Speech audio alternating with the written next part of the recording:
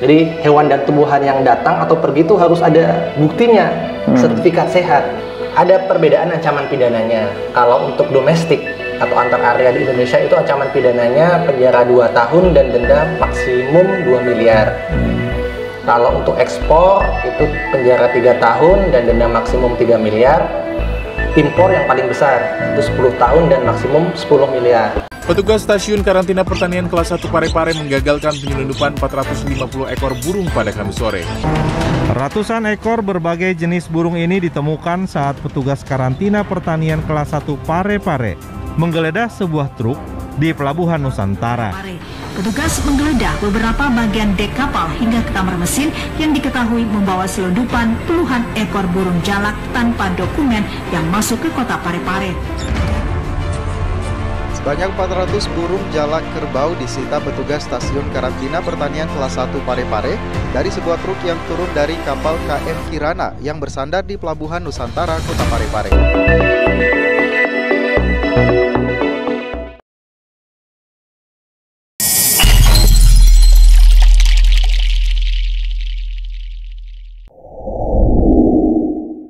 Assalamualaikum warahmatullahi wabarakatuh. Salam sehat dan salam tangguh.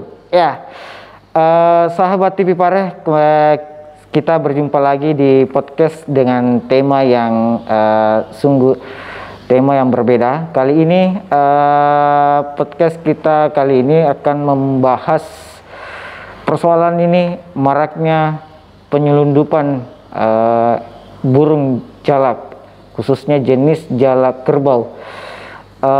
Di Parepare khususnya beberapa minggu terakhir ini penyelundupan hewan yaitu burung jalak, khususnya jalak kerbau, marak terjadi di kota Parepare. Ya, jadi untuk membahas ini saya bersama dengan Dr. Rian Hari Soeharto. Dia adalah Kasub Koordinator Pelayanan Karantina Kelas 1 Parepare. Dan saat ini dia sudah bersama dengan beliau dan kita akan menyapa beliau. Apa kabar, Pak? Alhamdulillah sehat. Alhamdulillah. Oke. Ya, mungkin bisa dimaskernya bisa karena ya. Jadi saya sampaikan kepada sahabat TV Pare bahwa sebelum kita melakukan podcast, jadi kita sudah melakukan 3M ya, Pak ya. Kita sudah mencuci tangan, kemudian hand sanitizer, ya, biar suara lebih keren. Ya, juga saya sampaikan bahwa untuk episode kali ini kita disponsori oleh minuman Haiju, khas brand lokal Parepare, asal Parepare. Haiju, segarnya mantap, sehatnya dapat. Ya, jadi kalau haus mas, bisa dibeli di Parepare. Oh iya. Jadi alamatnya Jalan Abdul Qadir, Kota Parepare. Ini rasa durian, produk baru. Ya, baik. Mas Hari, ini kan beberapa hari terakhir di pemberitaan ini marak dengan penyelundupan burung, iya. Ya, khususnya burung jalak jenis kerbau. Itu sejauh ini sudah berapa temuan sih Mas yang ditemukan oleh karantina Parepare? Ya, baik, terima kasih pendengar, apa ini istilahnya, subscriber TV Pare. Subscriber, kita panggilnya sahabat TV Pare. Sahabat TV Pare. Ya. Oh ya, sahabat TV Pare. Ya, jadi kita sahai dulu. Ya. Kami di sini Karantina Pertanian Parepare itu salah satu UPT-nya Kementerian Pertanian. Jadi kami bawahannya Kementerian Pertanian yang ditempatkan di Parepare untuk bertugas di 13 kabupaten kota. Jadi mulai dari baru Parepare sampai ke Luwu Timur itu wilayah kerja kami. Jadi seperti namanya karantina kan, sekarang kan orang taunya karantina kesehatan untuk orang, tapi sebenarnya karantina kan juga ada penyakit hewan dan tumbuhan yang dicegah. Jadi bukan hanya COVID yang dicegah oleh karantina pada manusia. Kami pada prinsipnya tugas utama adalah mencegah penyakit pada hewan dan tumbuhan. Nah, salah satu aspek atau salah satu unsur kami yaitu mengecek kalau di pelabuhan Parepare, kita kan ngomongnya Parepare. Yeah. Jadi hewan dan tumbuhan yang datang atau pergi itu harus ada buktinya, sertifikat sehat. Sertifikat sehat. Iya, jadi bukan hanya orang yang kalau mau berangkat harus sehat, ya harus vaksin. Ya. Hewan tumbuhan juga begitu. Tumbuhan. Kebetulan banyak kan sudah banyak. Kalau kegiatan rutin kami ada ayam, ada sapi, ada ternak, itu kan selalu kami pastikan sehat, tidak bawa penyakit, ada sertifikat sehatnya. Iya, iya betul. Kalau kita melakukan penangkapan burung ilegal, itu kan yang namanya ilegal pasti sembunyi-sembunyi, pasti dokumennya tidak ada, termasuk dokumen kesehatan. Nah, kebetulan karena kami yang tugas di pelabuhan, dan kalau ada muatan berupa hewan yang kemarin kita nemunya burung, ya otomatis kita cek. Karena ilegal, ya tidak ada sertifikat sehatnya. Karena ini burung yang apa ya istilahnya tidak dilengkapi sertifikat, makanya kami tahan. Gitu. Itu biasanya Pak yang datang itu biasa dari daerah mana Pak yang biasa datang? Kalau polanya kan kita lihat pola lalu lintas hewan. Kalau dari Parepare kan pasangannya dengan Kalimantan. Samarinda, Balikpapan, kita juga dengan Batu Licin, Tarakan, itu kan pasangan kapal kita. Jadi polanya itu kalau hewan ternak itu dari Sulawesi ke Kalimantan. Sapi, kambing itu dari sini ke sana. Nah, kalau yang dari sana Kalimantan datang ke sini itu kebanyakan memang burung dan unggas. Begitu. Ada yang memang secara legal. Artinya pemilik sudah urus di sana suratnya, masuk, oke fine, kita lihat sertifikatnya ada, masuk. Nah, yang jadi masalah ini yang ilegal, tidak ada dokumen-dokumennya. Nah, itu yang kita proses lebih lanjut. Tapi Pak, kalau di sejauh ini sih Pak, bagaimana sistem pengamanan mereka yang ada di Kalimantan misalnya, petugas karantina? Apakah tidak mengecek mobil atau penumpang yang naik dengan barang-barang bawaan? Ya tetap mengecek. Tapi kan ya begini, kan yang namanya lalu lintas kapal kan ada kapal feri, ada truk di dalamnya, ada kapal penumpang, ada kapal barang, ya sama. Kalau kapal mau berangkat, teman-teman karantina Parepare yang ngecek, jangan sampai kelolosan. Takutnya ada hewan yang ilegal dari sini ditangkap di Kalimantan, dan begitu juga sebaliknya. Jadi juga sudah beberapa kali juga teman-teman di karantina sana mencegah, jadi burung itu baru naik di kapal, dicegah supaya tidak ke sini. Oke Pak, sebenarnya apa Pak menjadi kendala mereka ini Pak, bawa seperti tumbuhan atau hewan sehingga bisa mereka seludupkan? Apa sih Pak kendalanya? Apakah dengan faktor pengurusan dokumen atau apalah yang harus menjadi persyaratan? Oh iya. Jadi ini sekalian informasi ya. Betul. Sahabat TV Pare. TV Pare. Jadi sebenarnya tidak sulit. Semua itu ada tata caranya. Kecuali itu termasuk jenis satwa atau tumbuhan yang dilindungi. Nah, itu kan memang tidak boleh ya. Tapi kalau burung jalak? Burung jalak itu tidak dilindungi. Dia sebenarnya bebas. Bebas dalam artian boleh dengan tata cara tertentu. Jadi kita dibedakan di sini ada, kalau untuk hewan ada dua jenis. Misalnya hewan domestik seperti sapi, anjing, kucing, hewan-hewan peliharaan itu sebelum datang ke karantina perlu dibikinkan dokumen surat keterangan sehat. Yaitu ngambilnya di Dinas Peternakan dan Kesehatan Hewan. Berapa hari urusnya Pak? Biasanya sehari jadi. Itu kan tergantung Pemda masing-masing. Misalnya di Kabupaten A, Kabupaten B itu kan tergantung masing-masing.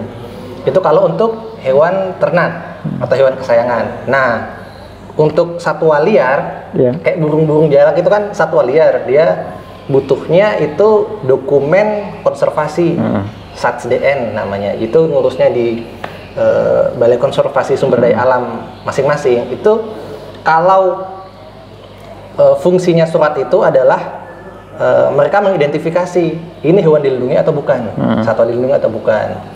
Kalau dilindungi tidak boleh lalu lintas, meskipun ada surat surat keterangan SDA itu. Meskipun tergantung mereka, karena kan yang kalau saya tidak salah ini kan bukan bidang saya. Kalau untuk keperluan ilmu pengetahuan atau riset Nah, itu kan boleh. dilindungi. Tapi kalau yang untuk keperluan umum komersial kan memang mereka tidak bikinkan. Nah, tapi kalau misalnya bukan jenis satwa dilindungi, itu bisa.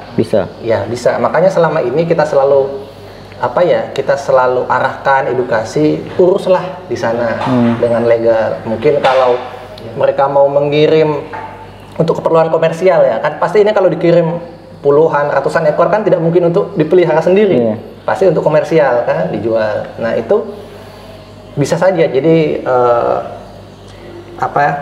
koordinasi dengan BKSDA di Kalimantan setempat, nanti kan mereka akan memberikan arahan, begini loh cara bikin tempat penangkaran burung, nanti kuotamu sekian yang kamu bisa kirim ke Sulawesi, karena itu memang sudah ada. Saya dulu tugas di Makassar, memang ada partnernya, jadi mereka mitra dengan pengusaha satwa liar. Jadi misalnya ada reptil kah atau kura-kura atau burung, itu mereka semua legal, bisa. Tapi mungkin mereka ini mungkin dugaan saya Pak ya. Ya, dugaan saya mungkin karena mengurus surat-suratnya itu Pak ribet atau lama. Mereka mau cepat jalan pintas. Jadi dia lakukan seperti itu. Apakah seperti itu mungkin Pak, sehingga memicu ada penyelundupan? Kalau saya lihat, saya tidak tahu ya, karena ini kan hanya dugaan kita, hanya asumsi. Tapi memang kalau mau mengirim dalam jumlah banyak, mereka harus punya seperti kayak badan usaha atau badan yang pokoknya penangkaran yang bagus lah. Kan tahu sendiri kalau satwa liar kan tidak bisa hanya hanya nangkap begitu terus mengambil hasil hutan, kan memang harus ada tempat. Penangkaran dan registrasi. Nah, kalau dari kami sendiri karantina itu kan selain aspek kesehatan kan kita juga membantu soal satwa liar, satwa langka. Seandainya dokumennya sudah lengkap pun kami tidak ada masalah, itu bisa secara legal masuk. Oke, jadi intinya produk tumbuhan atau hewan yang dilindungi itu tidak boleh. Kalau dilindungi memang tidak boleh. Tidak boleh, meskipun dia punya surat BKSDA apa namanya Pak ya? Surat itu kan yang punya kewenangan itu sana ya, bukan karantina. Jadi selama surat BKSDA-nya ada, kami oke. Nah, kalau dari sisi kami sih kesehatan, jadi misalnya sudah ada surat bahwa ini hewan tidak dilindungi, kami tetap akan lakukan uji lab. Pak, kalau dari pihak karantina Parepare sendiri Pak, sudah berapa Pak temuan yang ditemukan oleh pihak karantina di Pelabuhan Parepare Pak? Mungkin ini kita bedakan dulu antara orang penumpang perseorangan yang tidak tahu dengan yang usaha-usaha yang ilegal begitu. Jadi kalau yang orang-orang yang tidak tahu, misalnya mereka hanya bawa 2 ekor atau 3 ekor ayam tentengan, itu tiap bulan pasti ada. Tiap bulan pasti ada, Pak.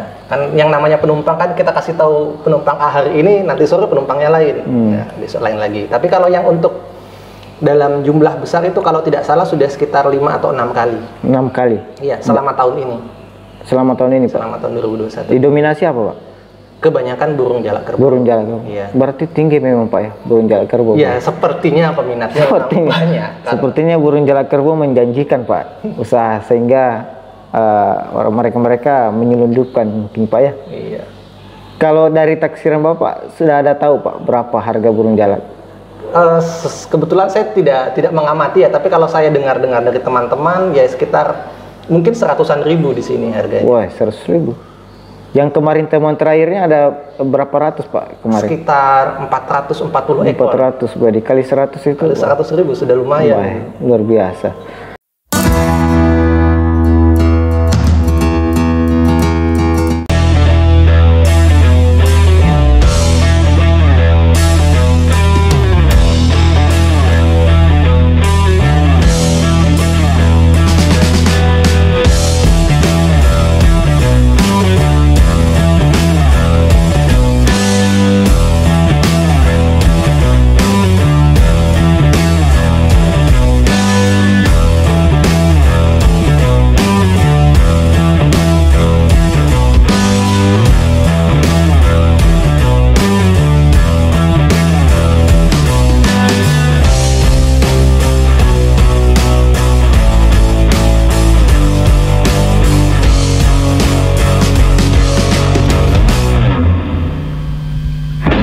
apakah ada peningkatan temuan? Sebenarnya kalau peningkatan kita misalnya bulan saya tidak ingat mungkin bulan Februari atau Maret kita dapat itu pasti kosong lagi. Selama berbulan-bulan itu kosong karena kalau kita melihat polanya itu mereka selalu pakai kapal atau ekspedisi atau sopir yang berbeda-beda. Jadi kan kami di sini di pelabuhan kan tidak kerja sendiri, kami juga kerjasama dengan pihak Polsek Pelabuhan, dengan KSOP, kantor Syah Bandar dan Otoritas. Jadi kalau ada misalnya kapal A yang mengangkut, kami kerjasama dengan KSOP bilang, Pak ini kapal ini, kita tolong ditegur. Karena kan yang punya otoritas terhadap kapal dan pelabuhan itu kan KSOP. Jadi misalnya kapal A sudah ditegur, mungkin bulan depannya lagi beda lagi ekspedisi apa. Walaupun kami juga sudah kirim surat ke perusahaan-perusahaan pengangkutan itu. Begitu Pak. Tapi kalau khusus yang temuan yang banyak Pak, apa di Parepare atau wilayah lain Pak? Di wilayah kerja karantina Parepare? Selama ini didominasi di sini sih, baik di Campur Ujung maupun di Nusantara. Oh begitu Pak ya? Iya. Itu rata-rata burung jalak Pak ya? Iya, rata-rata memang burung jalak. Wah, marak memang Pak burung jalak. Sebelum kita lanjut, kita break dulu karena ada yang mau lewat. Kita istirahat dulu Pak.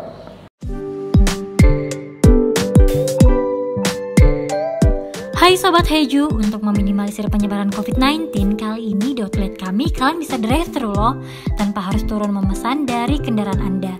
Caranya, kalian cukup mengisi list pesanan yang akan kalian order di outlet kami melalui nomor yang sudah tertera. Salam hangat dari kami, tetap jaga jarak, mencuci tangan, dan memakai masker.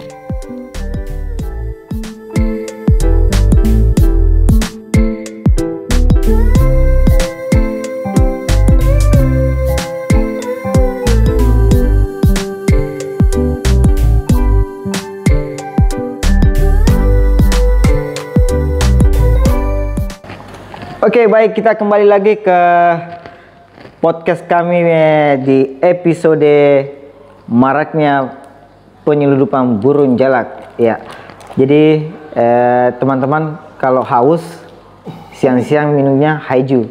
Jadi original fruit, ini lokal brand Parepare, asal Parepare.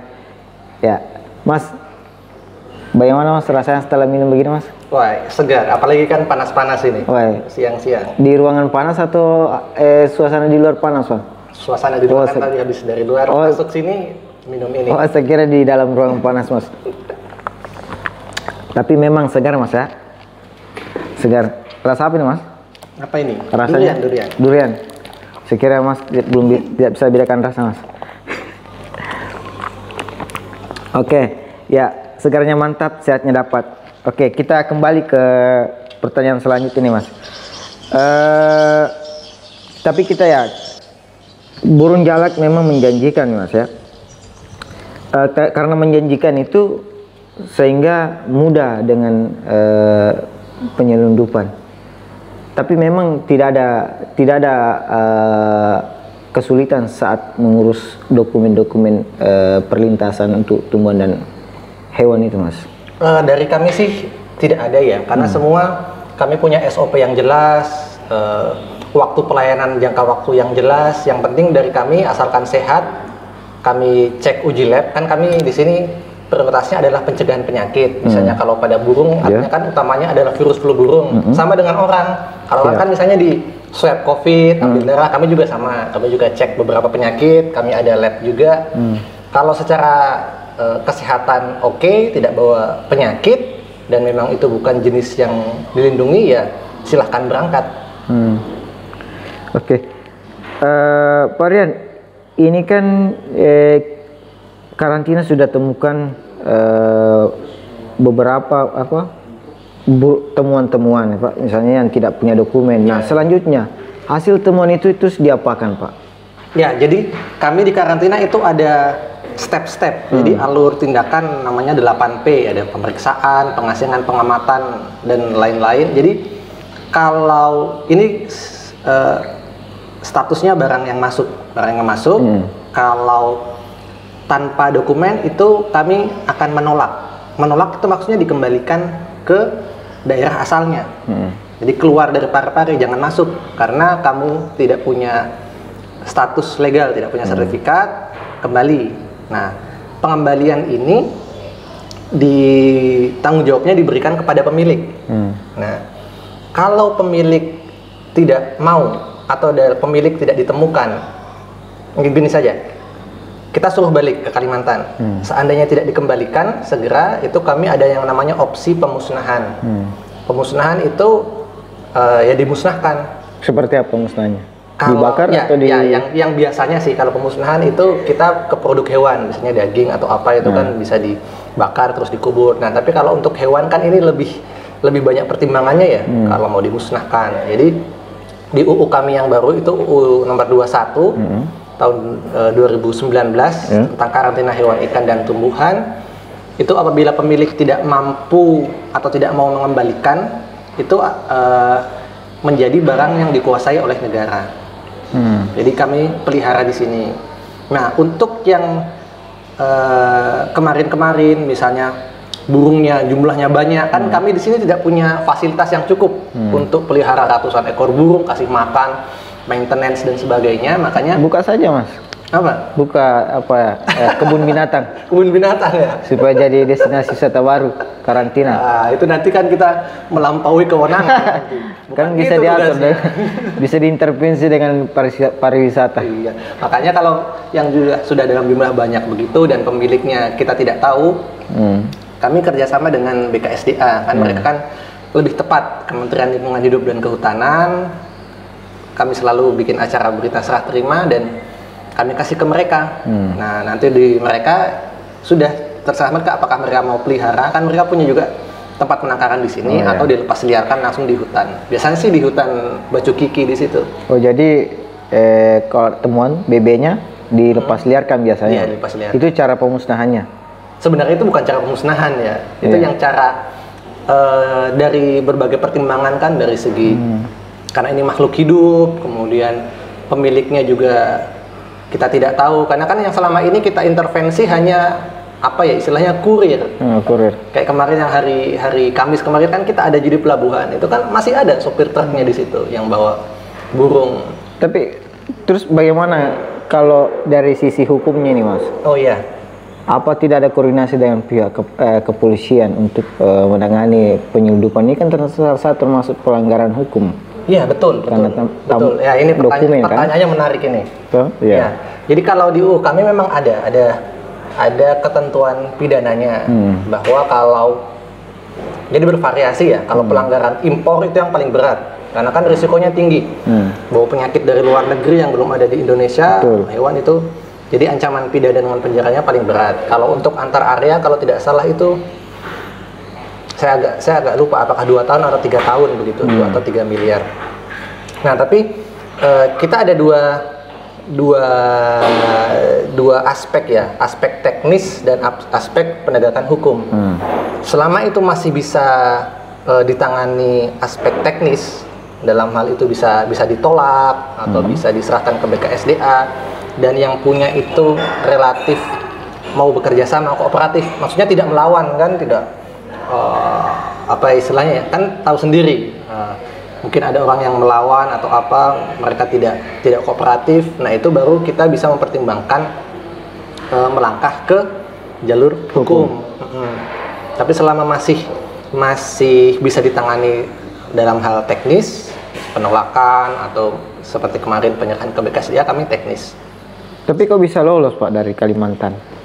Nah, itu pertanyaannya harusnya diajukan ke sana. Bisa lolos. Bisa lolos, karena kalau saya ngobrol juga dengan teman di Kalimantan, di sana kan sungai, pelabuhannya beda dengan kita. Jadi pelabuhan di sini terus masih kapal itu masih menyusuri sungai. Nah, di situ yang mungkin teman-teman lapangan di sana yang tidak bisa mengawasi sepanjang sungai itu jalan. Lemahnya pengawasan atau minimnya petugas di sana, Mas? Kira-kira? Saya tidak itu bukan wewenang saya untuk mengomentari tugas teman-teman.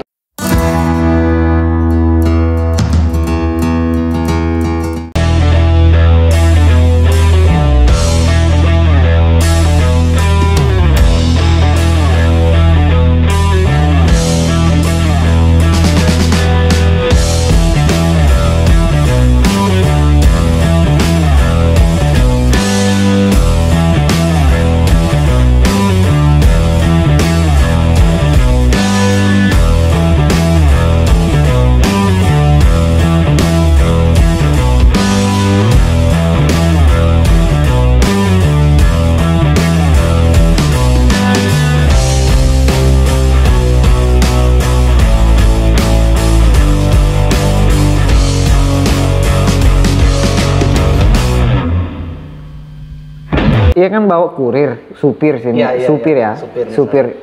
Mas pernah tanya supirnya? Iya, ya sebagai contoh-contoh yang baru saja kami selalu kan kita kan kemarin juga sudah ada videonya kita pengawasan rutin. Kebetulan kemarin kapal feri kapal feri kan yang namanya kapal feri truk. Begitu kapal ferinya sandar, rolling door-nya terbuka, truknya turun, ya kita cek-cek saja. Oh ternyata dapat apa? Box burung itu. Nah, sopirnya disuruh minggir, ya minggir. Disuruh turunkan burungnya, ditanya sertifikat karantinanya mana, tidak ada. Dibilang ya sudah Pak, ambil saja. Ini menurut pengakuannya dia, dia. Saya hanya dititipi. Kalau mau ambil saja Pak. Nah, ditanya siapa yang titip? Saya dititip di pelabuhan Kalimantan sana. Siapa yang terima? Saya tidak tahu Pak. Katanya sudah ada yang jemput di Parepare. Oh iya. Jadi mobil katanya dia, mobilku difoto, dikasih ke temannya. Jadi kemungkinan besar pas kita hari Kamis itu di pelabuhan sana sudah ada penerimaannya itu. Iya. Jadi selama ini yang terus bergulir ini terus penyeludupan hewan dan tumbuhan ini, khususnya burung jalak kerbau yang marak, sudah ada yang diproses hukum ini, Mas? Kalau tidak salah tahun lalu kan saya baru mutasi ke sini itu Agustus September 2020. Beberapa bulan sebelumnya dari teman-teman di sini sudah sempat gelar perkara. Katanya kan yang namanya gelar perkara itu mengidentifikasi apakah kasus yang ditangani ini mau dilanjutkan tidak karena hukum. Istilahnya sudah duduk bareng-bareng mengkaji pasal apa yang bagaimana anunya penegakan hukumnya. Nah, tapi dari gelar perkara itu tidak dilanjutkan lagi. Mungkin karena saya tidak tahu yang dulu bagaimana, mungkin masih dalam ranah teknis. Nah, kemudian ya seperti itu.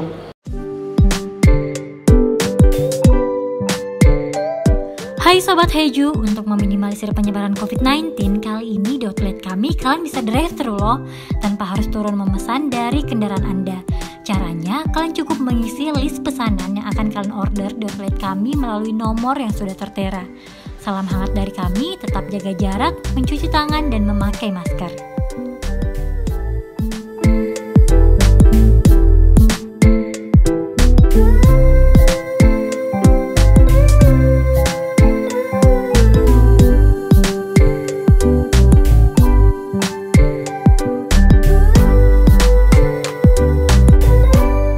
Saya sebelum tugas di Parepare, tugas di Makassar juga ya sering begitu di Makassar.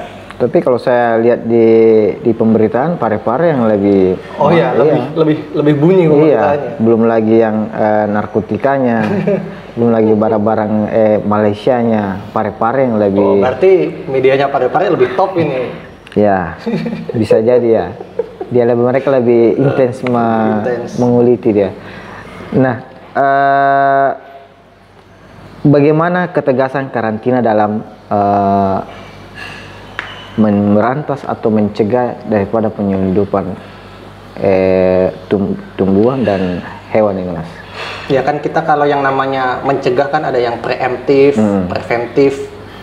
Nah, jadi kita selama ini ya selalu kita sudah mengupayakan berbagai hal untuk komunikasi dengan masyarakat, edukasi, sosialisasi. Bahkan kita pun kalau di pelabuhan sekarang itu kadang-kadang teman-teman sampai bawa banner begini yang berdiri X banner itu sampai dibawa ke pinggir dermaga untuk sosialisasi.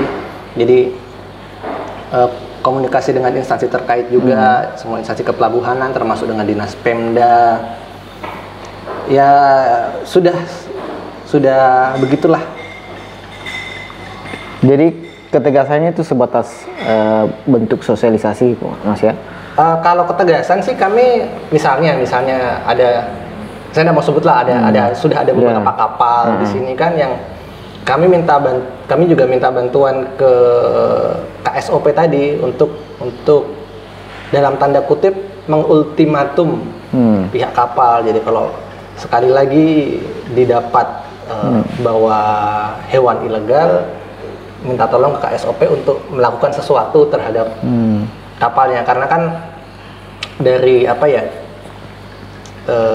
semua instansi kan punya fungsi masing-masing yang bisa apa istilahnya ya, yang paling bisa mengintervensi kapal kan memang KSOP. Sebenarnya di kami pun sudah ada aturannya bahwa pemilik alat angkut itu wajib memberitahukan kepada karantina daftar muatannya. Misalnya kami bawa sapi, bawa burung, bawa apa, tapi itu masih menunggu aturan turunannya lagi. Kami sudah ada UU-nya tapi masih menunggu PP-nya. Kalau tidak dilaporkan nanti ada hukuman administratif terhadap kapal.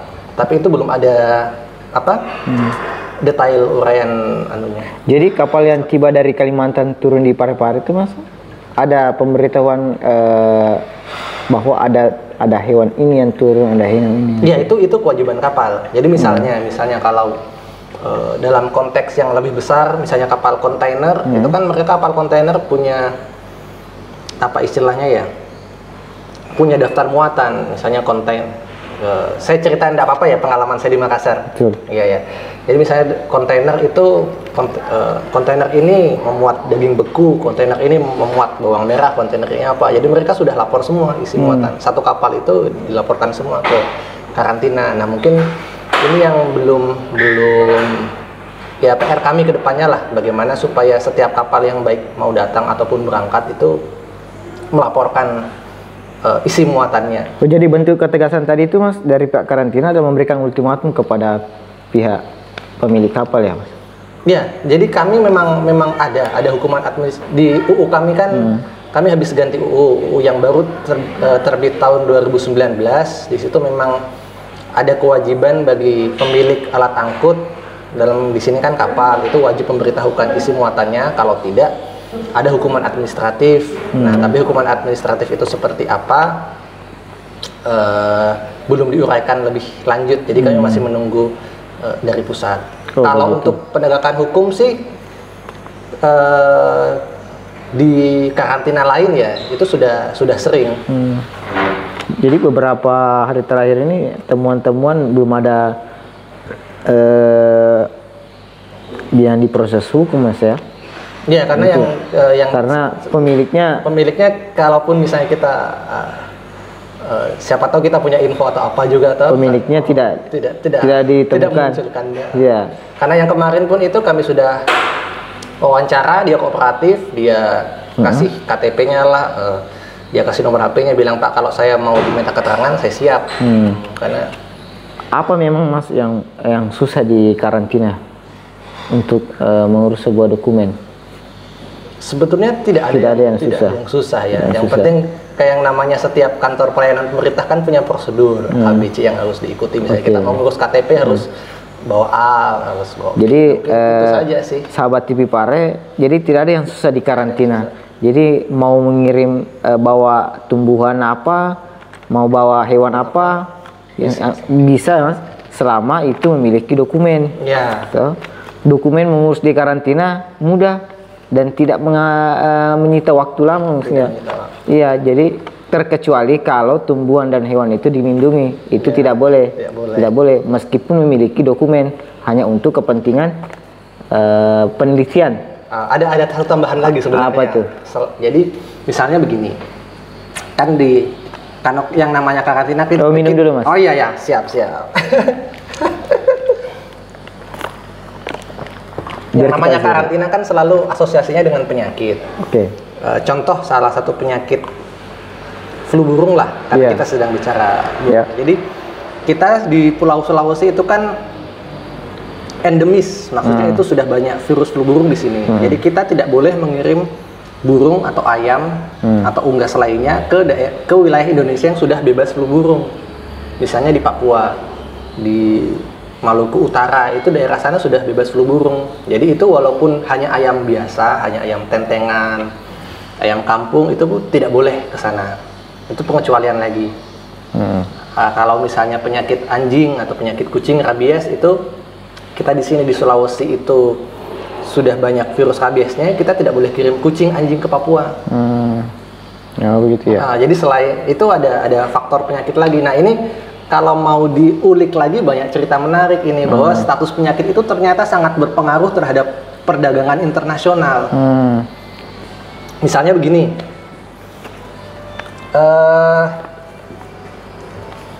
Kalau kita punya penyakit X, misalnya pada burung, ada negara lain yang tidak punya penyakit itu, kita akan susah mengirim hewan ke sana, karena mereka punya alasan.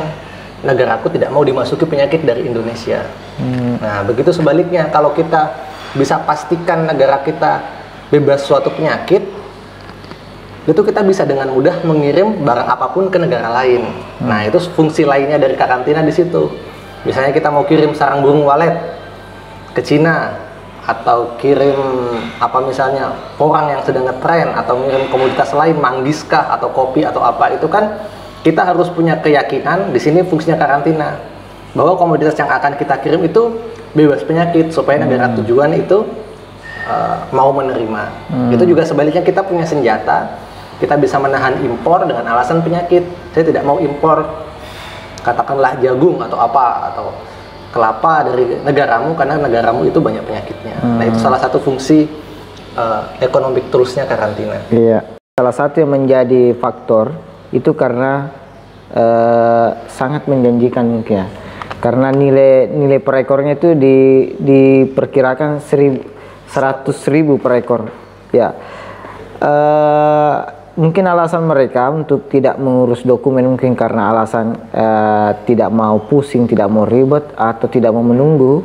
Jadi ya mereka tidak urus dokumen. Ya, karena ketimbang kita urus dokumen pasti bayarin lagi mungkin, Pak. Kalau kami di sini pembayarannya jelas. Jadi tidak ada pembayaran langsung ke petugas, karena semuanya langsung kita kasih istilahnya kode billing, dibayarkan ke rekening negara. Jadi misalnya sekian, bayar berapa? 15.000. Ini 15.000 terserah kita mau setor di kantor pos kah, mau bayar lewat ATM, mau apa, terserah. Bayarnya saja murah. Ya. Masa mau tidak mau resmi? Daripada burung ditangkap, rugi kan? Betul sekali. Oke.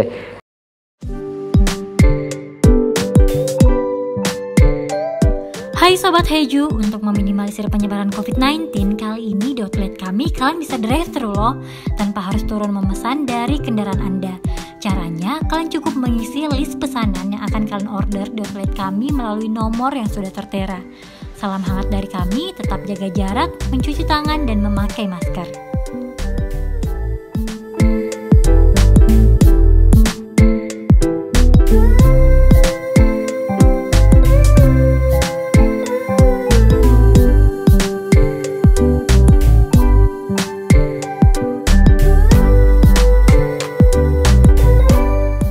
Misalnya nih Pak, ditemukan pelakunya, pidananya apa sih Mas?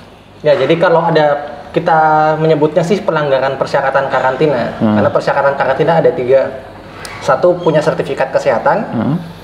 2, itu lewat tempat pemasukan pengeluaran yang ditetapkan. Maksudnya itu pelabuhan-pelabuhan ditetapkan. Jadi tidak boleh itu lalu lintas lewat pelabuhan-pelabuhan kecil, pelabuhan rakyat, karena tidak ada pejabat karantina di sana. Syarat ketiga itu diserahkan, dilaporkan kepada kami. Jadi kalau ada unsur terhadap pelanggaran terhadap persyaratan ini, jadi ada perbedaan ancaman pidananya. Kalau untuk domestik atau antar area di Indonesia itu ancaman pidananya penjara 2 tahun dan denda maksimum 2 miliar. Kalau untuk ekspor itu penjara 3 tahun dan denda maksimum 3 miliar. Impor yang paling besar itu 10 tahun dan maksimum 10 miliar. Tapi kalau tentengan Mas? Nah itu dia, itu kan kalau hanya tentengan itu lagi kita akan kaji apakah ini sudah masuk memenuhi unsur-unsur tindak pidana atau belum. Yang 3 tadi itu ya Mas? Iya. Sebenarnya ada lagi sih, misalnya kalau orang kan kita ada segel karantina, kan? Segel karantina. Saya kan barang sudah diperiksa di segel. Nah, orang yang membuka segel tanpa izin atau tanpa perintah itu juga ada ancamannya. Gitu. Kalau tidak salah 5 tahun dan 5 miliar. Hanya membuka segel itu. Hanya buka segel. Meskipun tentengan kecil, kalau segel terbuka. Nah, itu kan makanya harus ada yang namanya pengkajian lagi, apakah ini mau disidik atau bagaimana mau diselidiki.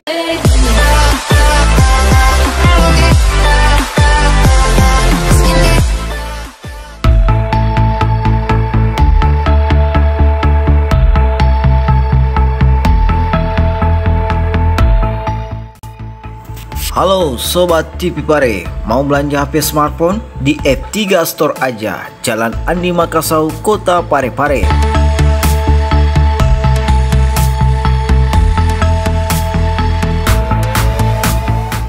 Di sini sudah ada Oppo, Vivo, Realme, Samsung, Xiaomi, iPhone, serta Nokia.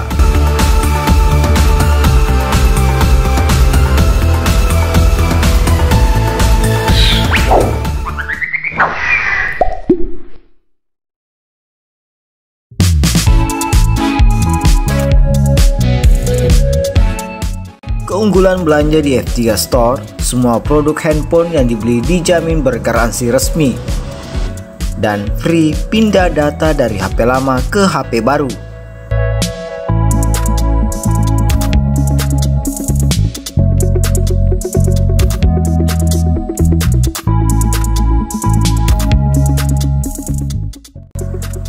Bukan hanya itu sobat, selama PPKM free ongkir seluruh wilayah aja tak pareng.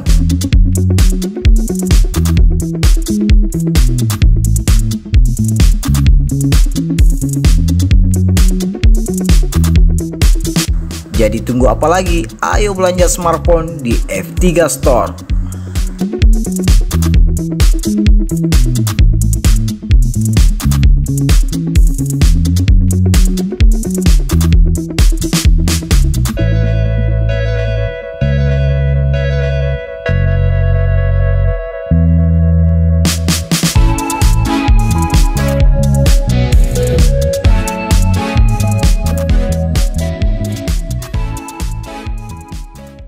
Jadi kita sudah di terakhir, mungkin ada yang mau ditambahkan, silakan ada yang mau ditambahkan. Oh iya, kepada sahabat ya, sahabat TV Pare, jadi kita bersama-sama lah bersinergi menjaga.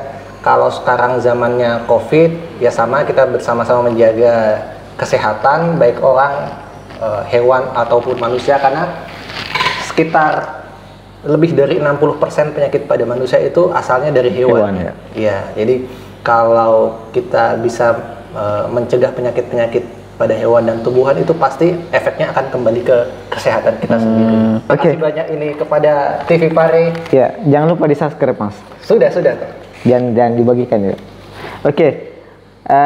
Itu tadi bincang kita podcast bersama Kepala Subkoordinator Pelayanan Operasional Karantina Kelas 1 Parepare. Dan untuk episode kita kali ini kita disponsori oleh Haiju Original Fruit, lokal brand asal Parepare dan 100% buah asli. Jadi kita sudah coba dan memang mantap, oke punya. Nyaman untuk kalau siang-siang Mas ya. Iya. Oke. Baik, kita berjumpa kembali di episode berikutnya dengan tema-tema yang menarik dan menginspirasi kita semua. Sekian. Assalamualaikum warahmatullahi wabarakatuh. Mantap.